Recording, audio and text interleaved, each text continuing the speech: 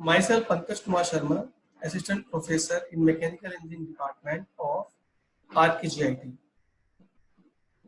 Hello student, now I am going to deliver a lecture on CPM, Critical Path Method, which is a topic of Unit 5 of your subject Industrial Management. Critical Path Method. CPM aims at the determination of the time to complete a project and the important activities on which a manager shall focus attention. A critical path in project management is certain tasks that need to be performed in a clear order and for a certain period. If part of one task can be slowed down or postponed for a term without leaving work or others, then such a task is not critical, while tasks with a critical value cannot be delayed during the implementation of the project and are limited in time. जो आपका critical path है उस पर जितनी भी activity आएंगी, आप किसी भी एक्टिविटी को डिले नहीं कर सकते। अगर आपने किसी भी एक्टिविटी को डिले किया तो जो आपका प्रोजेक्ट का फिनिशिंग टाइम है या जो एंड टाइम है वो क्या है, चेंज हो जाएगा। और जो एक क्रिटिकल पाथ है ये प्रोजेक्ट का सबसे लेंदी पाथ होगा। तो आपको ये ध्यान रखना है कि आप किसी इस पाथ पर आने वाली जितनी भी एक्टिविटी है आप उनमें से किसी को भी जरा सा भी डिले नहीं कर सकते। अगर आपने डिले किया तो हाई रिस्क होगा, आपका जो प्रोजेक्ट है उसका जो टोटल टाइम है, जो फिनिशिंग टाइम है, उसमें चेंज आ जाएगा। Benefit of critical path analysis. CPM is a network diagramming technique used to predict total project duration. CPM is an analysis technique with three main purposes. Number one, to calculate the project's finish date, to identify to what extent each activity in the schedule can slip without delaying the project. To identify, number three, to identify the activities with the highest risk that cannot slip without changing the project finish date. तो यहाँ पे आपको पता लग रहा होगा कि जो क्रिटिकल पाथ है उस पर जो एक्टिविटी है उसके टाइम को बदलने का मतलब है आप हाईएस्ट रिस्क की बात कर रहे हैं, यानी कि आपका जो प्रोजेक्ट का जो फिनिशिंग टाइम है वो बदल जाएगा। लेकिन इस क्रिटिकल पाथ के अलावा जो एक्टिविटीज हैं, यानी इस क्रिटिकल पाथ पर जो एक्टिविटी पड़ रही है उनके अलावा जो एक्टिविटी है उनको आप विद इन अ लिमिट जो है उनके टाइम को आप चेंज कर सकते हैं। उनके टाइम चेंज करने का मतलब ये है कि आप उन एक्टिविटी को एक टाइम फ्रेम के अंदर जो है वो डिले कर सकते हो। अगर आप जो आपका क्रिटिकल पाथ है उस पर उसके अलावा जो एक्टिविटी है, यानी क्रिटिकल पाथ पर जो एक्टिविटी पड़ रही है उन एक्टिविटी से अलग जो एक्टिविटी है उनको आप डिले कर सकते हो, पर उसके लिए भी एक लिमिट है। तो उस लिमिट के अंदर अगर आप उनको डिले करते हो तो आपके प्रोजेक्ट के टाइम में चेंज नहीं होगा। लेकिन जो क्रिटिकल पाथ के ऊपर जो एक्टिविटी है उन एक्टिविटी के टाइम को या उन एक्टिविटी को आप जरा सा भी डिले नहीं कर सकते। अगर आपने डिले किया तो आपका जो प्रोजेक्ट का जो टोटल टाइम है, यानी जो आपका प्रोजेक्ट का जो एंड टाइम है, यानी जो फिनिशिंग टाइम है आपके प्रोजेक्ट का, वो चेंज हो जाएगा। प्रोसीजर क्या है जरा देख लीजिए। Consider all the path in a project beginning with the start event and stopping at the end event. For each path, calculate the time of execution.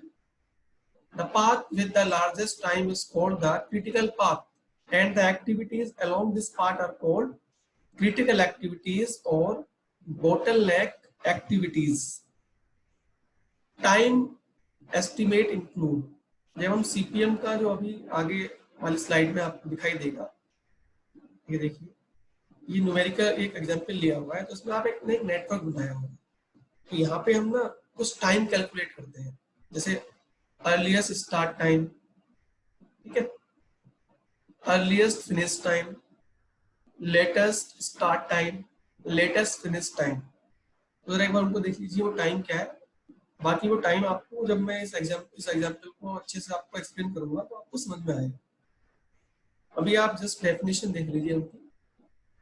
तो देखिए क्या है, time estimate include total time for completion, यानी आपको project का total time क्या है, यानी प्रोजेक्ट कितना टाइम में खत्म होगा, फिनिश होगा, ये आपको कैलकुलेट करना होता है इस मेथड में। नंबर 2 क्या है, ईएस, यानी कि earliest start time, the earliest time eight which the activity can start given that it's president activities must be completed first. EF, earliest finish time, equals to the earliest start time for the activity plus the time required to complete the activity. यानी कि earliest start time में अगर आप activity के time को add कर देंगे तो आपको मिल जाएगा अर्लीस्ट फिनिश टाइम। इसको आप ऐसे भी कह सकते हैं कि अगर आपने अर्लीस्ट फिनिश टाइम में से एक्टिविटी के टाइम को माइनस कर लिया तो आपको मिलेगा अर्लीस्ट स्टार्ट टाइम, और अगर आप अर्लीस्ट स्टार्ट टाइम में एक्टिविटी के टाइम को ऐड कर देंगे तो आपको मिलेगा अर्लीस्ट फिनिश टाइम। आगे देखिए LF, latest finish time, the latest time in which the activity can be completed without delaying the project. LS, latest start time, equal to the latest finish time minus the time required to complete the activity. ये बिल्कुल पहले की तरह है, जैसे earliest start और earliest finish time था, बिल्कुल वैसे ही LF और LS भी है। ठीक है, अगर आप LF के अंदर एक्टिविटी के टाइम को जोड़ते हैं तो आपको मिलेगा LS, यानी लेटेस्ट स्टार्ट टाइम। मतलब लेटेस्ट फिनिश टाइम में हमें यहाँ उल्टा हो गया, गलत बोल दिया मैं। अगर आप लेटेस्ट फिनिश टाइम में से माइनस करेंगे एक्टिविटी के टाइम को तो आपको मिलेगा लेटेस्ट स्टार्ट टाइम। ठीक है, और लेटेस्ट स्टार्ट टाइम में अगर आप ऐड करेंगे एक्टिविटी के टाइम को तो आपको मिलेगा लेटेस्ट फिनिश टाइम। यानी जो फिनिश टाइम है उसमें से अगर आप माइनस करते हैं तो स्टार्ट टाइम मिलता है, चाहे वो लेटेस्ट स्टार्ट टाइम हो चाहे वो अर्लीस्ट स्टार्ट टाइम।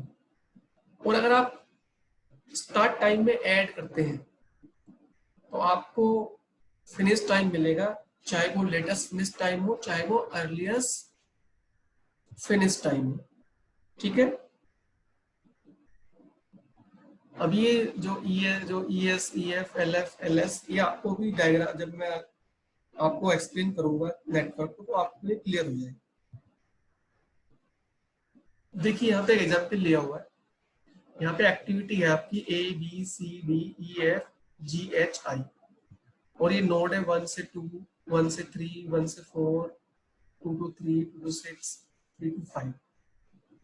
ठीक है, और ये हर एक एक्टिविटी का टाइम है, 3 यूनिट, 4 यूनिट, फिर 14, 10, 5, 4, 6, 1 यूनिट। ठीक है, तो ये हम क्या करेंगे, इन 3 कॉलम के बेस पर नेटवर्क को ड्रॉ करेंगे, बाकी कैलकुलेशन बाद में करेंगे। तो आप देखिए, अभी आप ध्यान से देखिए, यहाँ पे जो आपका एक्टिविटी A है वो किससे रिप्रेजेंट हो रहा है, 1 से 2। तो आपने 1 से 2 जो एक्टिविटी को रिप्रेजेंट कर दिया है। ठीक है, और यहाँ पे ये किसको रिप्रेजेंट कर रहा है, 1 से 2 A एक्टिविटी को, और टाइम कितना ले रहा है A एक्टिविटी 3, तो ब्रैकेट में आपने 3 लिख दिया। उसके बाद देखिए 1 से 3, तो 1 से 3 ड्रॉ करिए, और ये किस एक्टिविटी को रिप्रेजेंट कर रहा है, B को, तो B का टाइम क्या है 4 यूनिट, तो आप 4 लिख दीजिए।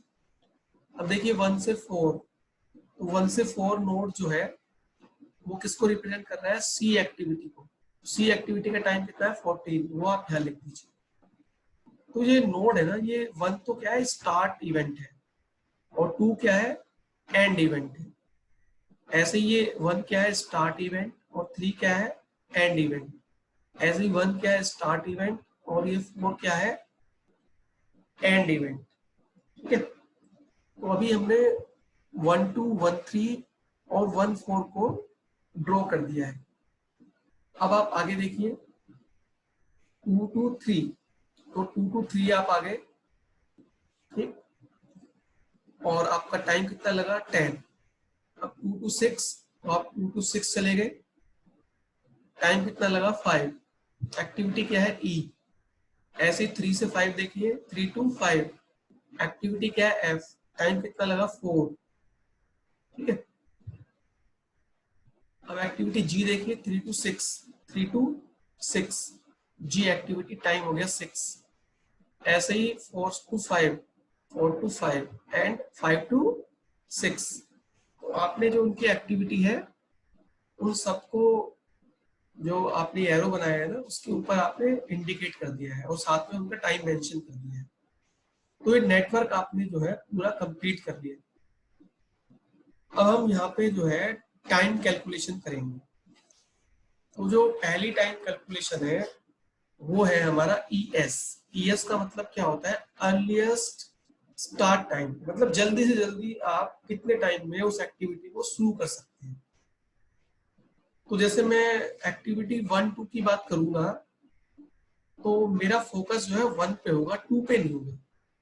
मैं एक्टिविटी 1 2 की बात कर रहा हूँ, 1 to 2 एक्टिविटी की बात कर रहा हूँ, तो मेरा फोकस, ध्यान से सुनिए, मेरा फोकस 1 पर होगा, 2 पर नहीं होगा।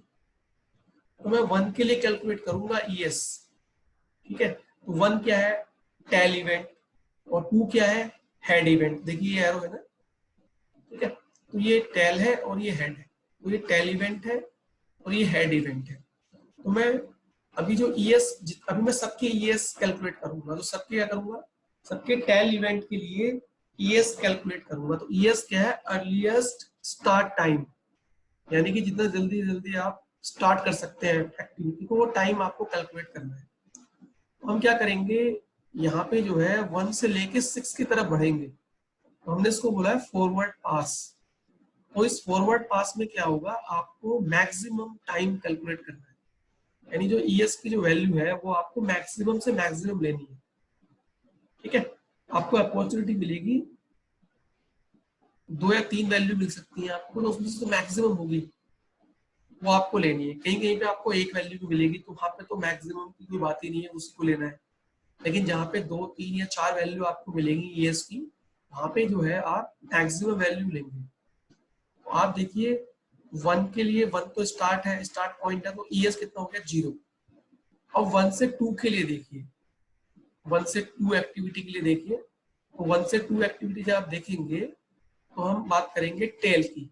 टेल इवेंट 1 है, तो 1 के लिए तो ES 0 होगा ना, क्योंकि यहाँ पे स्टार्ट हो रहा है, ES हो गया 0, तो आपने यहाँ पे लिख दिया 0।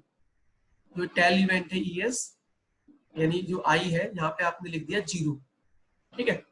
अब आप चलिए, ये आपने 0 लिख दिया, अब आप चलिए 1 से 3 की तरफ।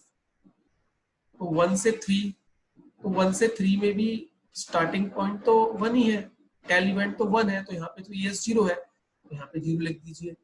आप चलिए 1 से 4, तो 1 से 4 के लिए भी हम 1 को कंसिडर करेंगे, क्योंकि हमें टेल इवेंट लेना है। तो टेल इवेंट पे ES कितना है 0, तो ये 0 इंडिकेट कर दीजिए।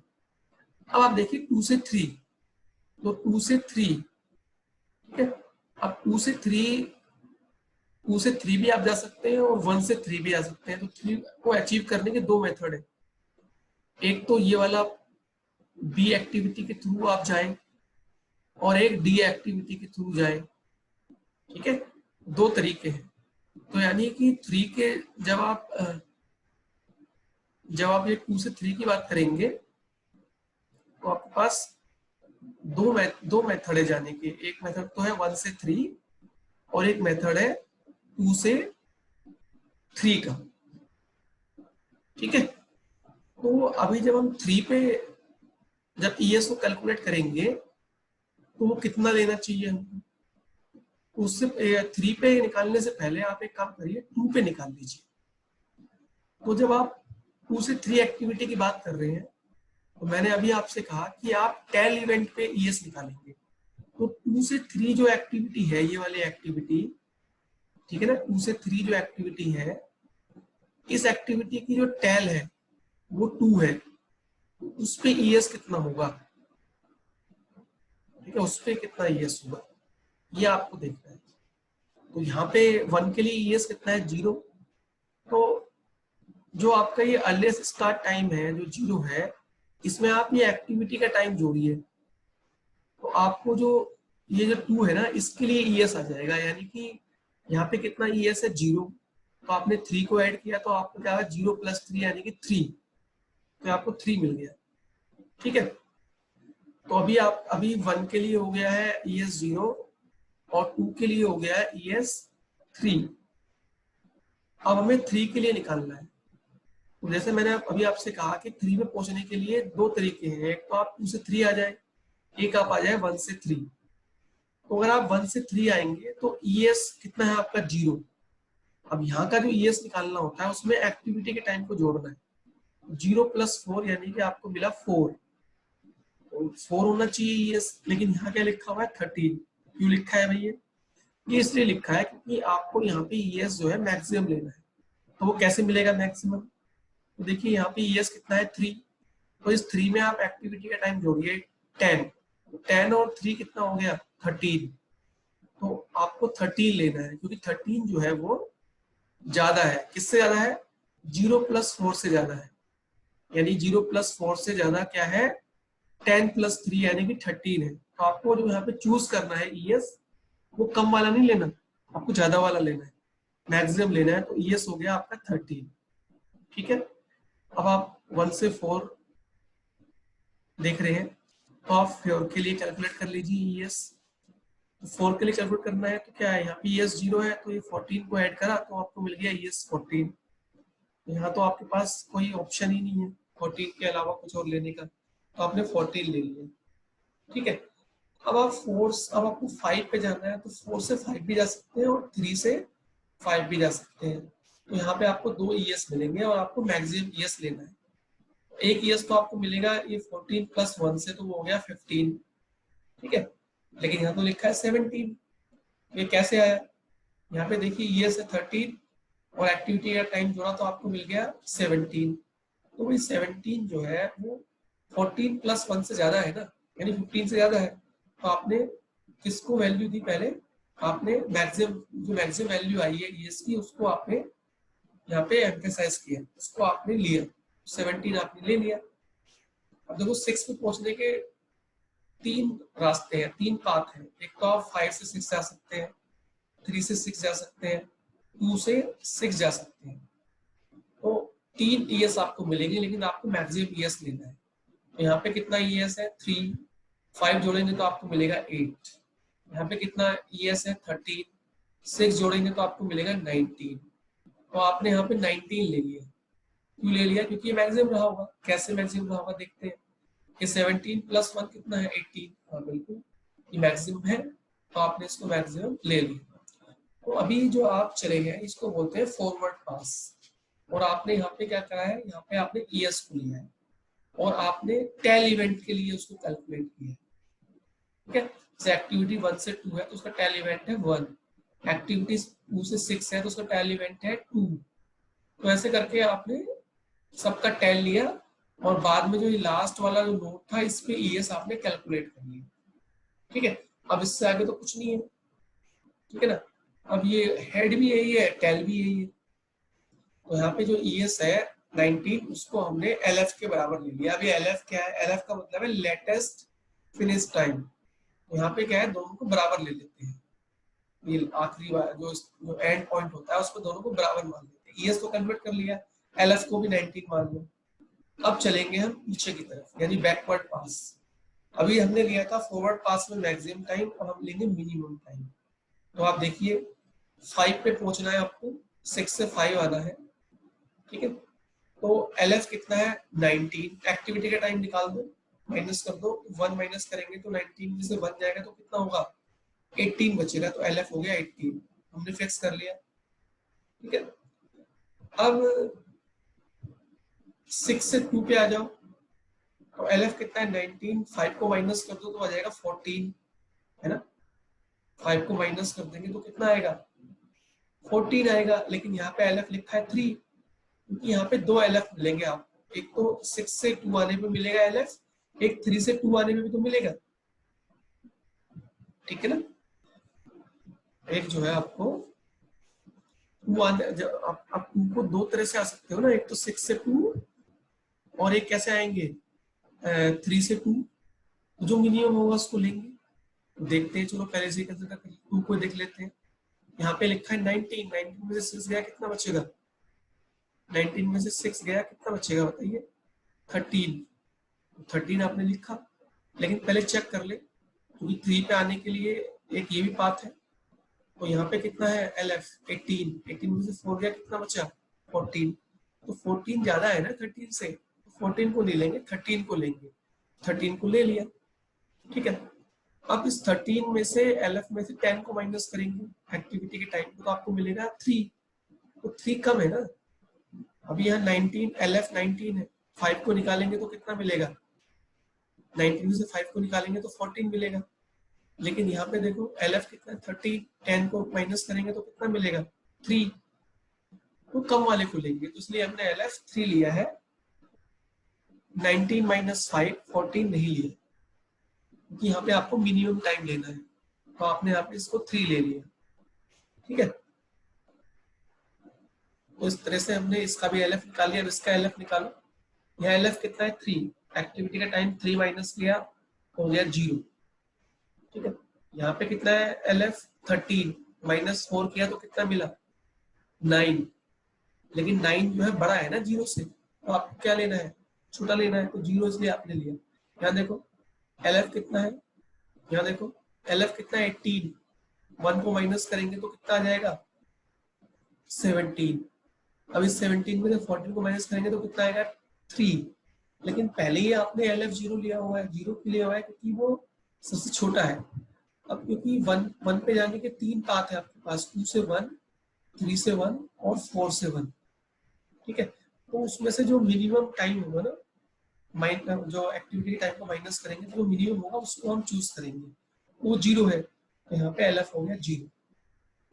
तो फॉरवर्ड पास्ट में तो हम मैक्सिमम टाइम को लेंगे, और बैकवर्ड पास्ट में हम क्या लेंगे, मिनिमम टाइम को लेंगे।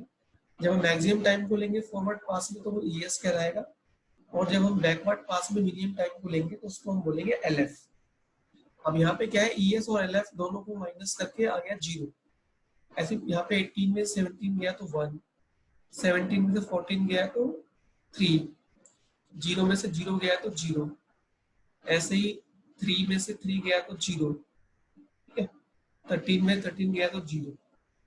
तो यहाँ पे जहां जहां 0 आ रहा है ना, वहां से आपका क्रिटिकल पाथ जो है वो पास होगा। तो यहाँ पे देखो 0 ये आ रहा है, S फ्लैग 0 आ रहा है, ठीक है। यहाँ से जाएगा, स्टार्ट होगा क्रिटिकल पाथ। यहाँ पर भी S 0 है, तो यहाँ 1 से 2 तक जाएगा। फिर देखो 3 पे भी S 0 है, तो यहाँ आएगा। फिर 3 से 6 पे जाएगा, तो यहाँ पर भी S 0 है। तो ये जो 1 से 2, 2 से 3 और 3 से 6 है, ये है आपका, ये जो इसको बोलते हैं क्रिटिकल पाथ, ठीक है। अभी हम इसको और अलग तरह से भी देखेंगे क्रिटिकल पाथ को। तो अभी हमने क्या करा, यहाँ पे 3 कॉलम की हेल्प से हमने इस नेटवर्क को पहले ड्रॉ किया, और फिर हमने टेल इवेंट कैलकुलेट किया, यानी ES कैलकुलेट किया with the help of forward pass, और हमने मैक्सिमम टाइम को चूज किया, ठीक है। ऐसे ही हम क्या करेंगे, अब जो हमारा ये EF है, EF देख रहे हो, अर्लीस्ट फिनिश टाइम। तो ये कैसे मिलेगा, जो आपका अर्लीस्ट स्टार्ट टाइम है इसमें हम इवेंट के टाइम को जोड़ देंगे, तो ये आपका पूरा इवेंट का टाइम है ये, और ये अर्लीस्ट स्टार्ट टाइम है, जोड़ दो। 3 + 0 3, 4 0 4 + 0 4, 14 + 0 14, 10 + 3 13। तो ऐसे करके पूरा जो एक कॉलम है ये आपको जो है मिल जाएगा, ठीक है। ये पूरा कॉलम आपको मिल जाएगा। तो अर्लीस्ट स्टार्ट टाइम में हमने इवेंट के टाइम को जोड़ा, तो हमको मिल गया अर्लीस्ट फिनिश टाइम, ठीक है। अब हम निकालेंगे लेटेस्ट फिनिश टाइम, जो कि हम यहाँ निकाल चुके हैं ना, उसको यहाँ पे कॉपी कर देंगे, ठीक है। उसको हम यहाँ पे कॉपी कर देंगे। कैसे कॉपी करेंगे जरा देखो,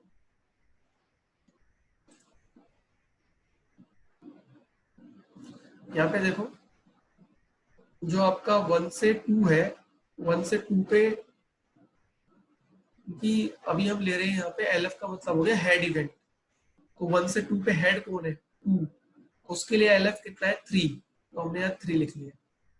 1 से 3 इवेंट देखो 1 से 3, तो 1 से 3 में हेड इवेंट क्या है 3, 3 पे LF कितना है 13, तो हमने 13 लिख लिया। ऐसे ही 1 से 4 के लिए हेड इवेंट क्या है 4, तो LF कितना है 17, तो हमने 17 लिख लिया। ठीक है, अब जैसे ये तो हो गया पूरा का पूरा हेड इवेंट। ठीक है, तो ये जो हेड इवेंट है आपका पूरा आपने कॉपी करना है। हर एक एक्टिविटी के हेड वाला जो नोड था उसको जो LF था उसको आपने यहाँ पे कॉपी कर लिया पूरा का पूरा 3, 13, 17। ठीक है, ऐसे ही जो आपका हर एक एक्टिविटी का जो टेल इवेंट था, अब जैसे 1 से 2 है, 1 से 2 उसका टेल इवेंट क्या है 1, तो यहाँ पे ES कितना है 0, तो आपने यहाँ पे 0 मेंशन कर दिया। ठीक है, ऐसे ही 1 से 3 जो एक्टिविटी है उसका टेल इवेंट क्या है 1, तो 1 पे ES कितना है 0, वो आपने यहाँ लिख दिया। जैसे इसको ले लो 3 से 5, तो 3 से 5 इसमें टेल क्या है 3, 3 पे ES कितना है 13, तो देखो ये 13 हो गया 3 से 5 पे 13। तो यहाँ पे तो आपको टेल इवेंट वाली वैल्यू कॉपी करनी है, और कॉपी कहाँ से करनी है इस चार्ट से करनी है। जो ये नेटवर्क है ना, जो आपने नेटवर्क ड्रॉ किया है, इस नेटवर्क से क्या करेंगे आप, इस नेटवर्क से जो इवेंट है, जितनी भी इवेंट है उन सब इवेंट के जब आप टेल को कंसिडर करेंगे तो आपको मिलेगा ES, वहां से आप लेंगे ES, और जब आप इवेंट के हेड से जब वैल्यू उठाएंगे तो आप उठाएंगे LF की वैल्यू, तो जो ES की वैल्यू है उसको यहाँ लिख देंगे, और जो LF की वैल्यू है उसको यहाँ लिख देंगे। ES की वैल्यू क्या बोलेंगे अर्लीस्ट स्टार्ट टाइम, और LF को क्या बोलेंगे लेटेस्ट फिनिश टाइम। अब ये ES में जब T को जोड़ेंगे, एक्टिविटी के टाइम को जोड़ेंगे, तो आपको मिल जाएगा अर्लीस्ट फिनिश टाइम, ये पूरा कॉलम आ जाएगा। और जो ये लेटेस्ट फिनिश टाइम है, इसमें से जब आप माइनस करेंगे इवेंट के टाइम को, तो आपको क्या मिल जाएगा लेटेस्ट स्टार्ट टाइम। ठीक है, अब जैसे जो अब देखिए ये कितना है 3 लिखा है, 3 में से ये 3 क्या है LF है, तो एक्टिविटी क्या है 1 2, तो 1 2 एक्टिविटी का टाइम कितना है 3, तो -3 करेंगे 3 में से, तो आपको क्या मिलेगा 0 मिलेगा। अब देखिए 1 से 3 जो है उसकी इवेंट का टाइम कितना है 4, और LF कितना है 13, 13 में से 4 करेंगे तो क्या मिलेगा आपको 9 मिलेगा। तो इस तरह से ये LS लेटेस्ट स्टार्ट वाली पूरा कॉलम बन जाएगा। ठीक है, ऐसे ही जो अर्लीस्ट फिनिश्ड वाला कॉलम है वो कैसे मिलेगा, उसमें ES में हम क्या करेंगे एक्टिविटी के टाइम को ऐड कर देंगे। तो अभी हमारा फर्स्ट कॉलम हो गया, सेकंड हो गया, थर्ड हो गया, फोर्थ हो गया, फिफ्थ हो गया, सिक्स्थ हो गया और सेवंथ कॉलम हो गया। अब जो आपका ये कॉलम है, ये जो लिखा हुआ है यहाँ पे लिखा हुआ है, ये आपको T दिख नहीं रहा है, जहां मेरा कर्सर किया है ये T है, TF। TF का मतलब क्या हो गया टोटल फ्लोट। टोटल फ्लोट कैसे निकलता है, टोटल फ्लोट निकलता है latest start minus earliest start. जो आपका लेटेस्ट स्टार्ट है उसमें से आप अर्लीस्ट स्टार्ट को माइनस करो। ठीक है, अर्लीस्ट स्टार्ट का मतलब कितना जल्दी आप जो है उस कितना जल्दी आप इवेंट को क्या कर सकते हो स्टार्ट कर सकते हो। और लेटेस्ट स्टार्ट का मतलब क्या है कि आप कितना डिले कर सकते हो स्टार्ट करने में। ठीक है ना, तो अभी क्या है जो आपका लेटेस्ट स्टार्ट है और जो अर्लीस्ट स्टार्ट है दोनों का जो डिफरेंस है वो आपको निकालना है। तो जो ये वाला टेबल है ये पूरा जो कॉलम है ये है लेटेस्ट स्टार्ट का। ठीक है, और ये वाला जो कॉलम है ये है अर्लीस्ट स्टार्ट का। तो लेटेस्ट स्टार्ट वाले कॉलम को अर्लीस्ट स्टार्ट वाले कॉलम से माइनस कर देंगे तो टोटल फ्लोट आ जाएगा। ठीक है, देखिए 3 माइनस, ये देखिए लेटेस्ट स्टार्ट क्या है ये 0 है। ठीक है, और यहाँ पे क्या है अर्लीस्ट स्टार्ट क्या है 0 है, तो 0 माइनस 0 0, ये देखो 9 माइनस 0 9, 3 माइनस 0 3, 3 माइनस 3 0, तो ऐसे ही पूरी टेबल आ जाएगी। अब इसका निकालने का एक मेथड और भी है जो लिखा हुआ है latest finished latest finish time minus earliest finish time. तो LF क्या है? LF है आपका ये, ठीक है, लेटेस्ट फिनिश्ड, और अर्लीस्ट फिनिश्ड कौन सा है? ये वाला कॉलम। तो माइनस करो, 3 माइनस 3 0, ठीक है, 13 माइनस 4 9। तो एक मेथड में तो आप कर सकते हैं latest start minus earliest start, और सेम वैल्यू आपको मिल जाएगी latest finish minus earliest finish time करके। तो इसको बोलते हैं टोटल फ्लोट। तो इस टोटल फ्लोट में जहां जहां जीरो है वहां से आपका क्रिटिकल पाथ जो है वो पास होगा। तो देखो एक्टिविटी 1 2 पे जीरो है, तो एक्टिविटी 1 2 पे आपने एक डबल लाइन डाल दी। उसके बाद देखो जीरो कहां पर है? 2 से 3 पर है, तो 2 से 3 पे आपने एक डबल लाइन डाल दी। उसके बाद देखो जीरो कहां पर है? 3 से 6 पर है, तो 3 से 6 पे भी आपने डबल लाइन डाल दी। तो ये जो 1 से 2, 2 से 3 और 3 से 6 है, ये क्या है? क्रिटिकल पाथ मेथड है। इसी को हम बोलते हैं क्रिटिकल पाथ, ठीक है। तो ये क्या है? जो हम क्रिटिकल पाथ मेथड में हम जो क्रिटिकल पाथ निकालना सीख रहे हैं वो यही है, 1 से 2, 2 से 3 और 3 से 6।